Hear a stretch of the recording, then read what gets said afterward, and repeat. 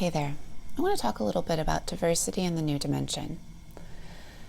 We have, up until this point, out of necessity, really woven a narrative about oneness. We are all one, we are interdependent, we are one people. And sometimes this goes to the extreme of a sort of color blindness, wanting to erase our ethnic and racial differences towards some sort of spiritual unity. So the idea I want to drop in today is that the erasure of difference is an old paradigm way of doing things. We are one not because of a lack of difference, not because we are the same. We are one because that is what is. It doesn't require that we erase all conflict or places where we may make different choices. It doesn't even mean that we have to find resolution to the places where different cultures directly conflict.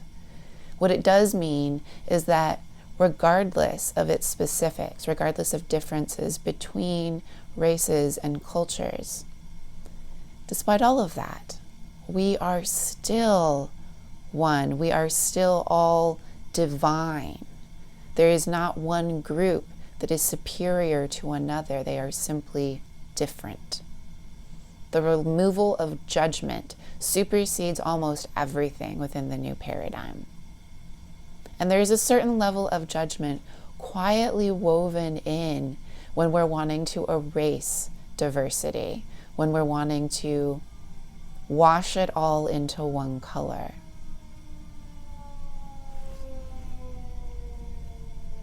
Synchronistic alarms of attention. And so what I invite you to do is just notice where that languaging is stitched into the culture around you, where there is a tendency to want to erase difference instead of celebrating it.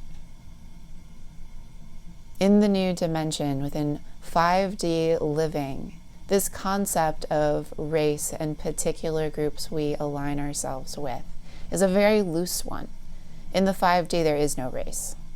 But that doesn't mean that we have to erase all of that richness within our fourth dimensional experiences. That doesn't mean that it's the ideal that we're working towards. We're here to be both heaven and earth. And that means all of the richness of the cultures we come from and the places we're rooted in.